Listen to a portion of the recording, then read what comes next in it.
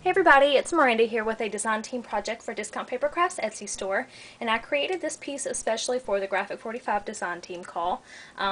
I got this idea about 2 days before the submissions ended to do altered Graphic 45 because I love altering letters and I just wanted this to be on my room on display. So I ran to Hobby Lobby and I got it done, and I had like 18 hours left to submit it, so I was really pushing it there. But I was super inspired by the Secret Garden paper that came from Kathy's store, which is what I used here, along with some Labrum antique paper. But the paper is just absolutely gorgeous, and this is definitely going on my wall, and it's also inspired me to do a couple other brands that I'm particularly fond of, and just kind of have them advertised in my shop, almost like it's in my scrapbook room, almost like it's a shop. So anyway, that's what I did, and I had a lot of fun creating this piece. It pretty much came out how I had wanted. But I used a ton of goodies from Kathy's store. The first thing I did was I prepped everything with gesso. These were wooden letters.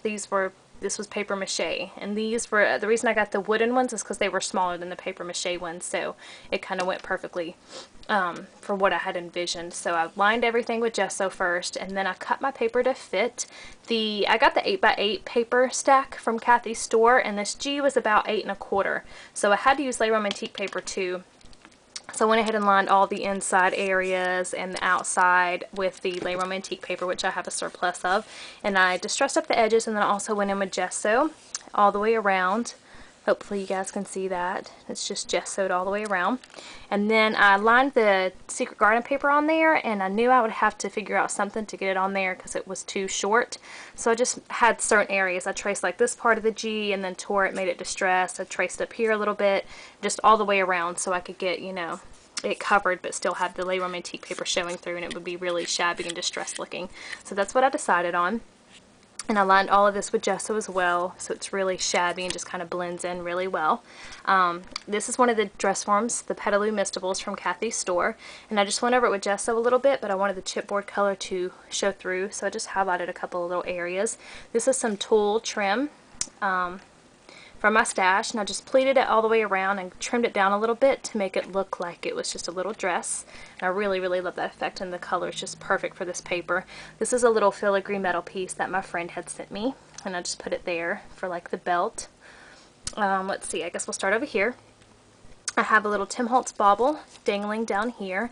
I have some dried out sprigs, I don't know what you would call them, but they're from the floral department at Michael's, and I love to use natural elements on this, and since it was Secret Garden, it was just so suiting. So I'll put that there, coming out the top and then coming out the bottom. I have a couple of I Am Roses flowers here, of course. One of the daisies, which I sprayed pink, and then one of the R77s, and this is a flower from my stash, and a porcelain one, and then a little rosebud up here as well. This is one of the Graphic 45 keyholes, which I had got from Kathy's store.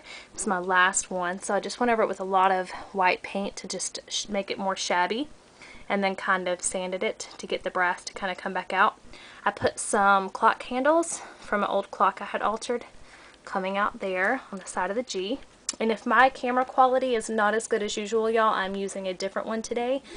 Chris has my other one, so I apologize if it's a little grainy, but hopefully the pictures will do some justice to it, but I apologize, y'all. But then I took some chain and kind of glued it to the center of there and just draped it going all the way over to the 45, which I guess we'll go ahead and go to so I can follow the chain. But I used the Graphic 45 hinges up here, which I don't know if I got these from Kathy's store or not, y'all. I cannot remember where I got these from. But these are the hinges, and I just attached jump rings up here, and they still come up, they still move. And attached the chain there, and then draped it down through the 4, and then it goes over here to this Graphic 45 hinge, which moves as well. And then I attached a little Tim Holtz bauble here. I have some wings, some metal wings coming off from the side of it. I just kind of went over them with a little bit of gesso. This is a Melissa Francis resin piece, and I just sprayed it with a couple of pink sprays. And Kathy has the new Melissa Francis resins in her store right now, along with some of the older favorites like the wings and everything. But there's some really stunning new ones, so you guys definitely need to check it out.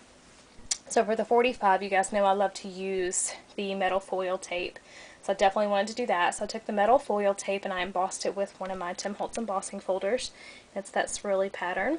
So I adhered it all down, and I literally had like this much left over. Talk about perfect amount. I was out and I had this much left over after I did this. I had to be really careful and make sure I lined everything up just right to get it to cover the entire thing.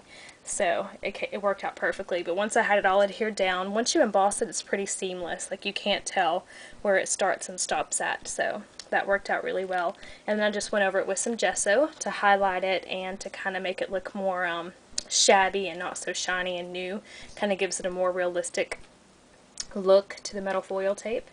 So that's what I did there. Over here I have one of those Memento metal corners over there, and I just went over it with some gesso.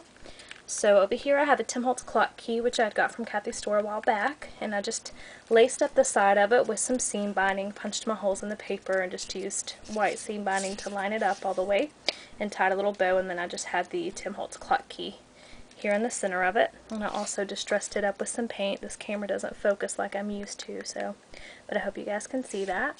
So that is what I came up with, y'all. I hope you guys like it. Of course, I will have more pictures on my blog. I'm going to link the blog post where I submitted for Graphic45 for this, because I already have like a ton of pictures on there of it, but I will put a product description down below for the ones that I used from Kathy's store, and the paper, of course.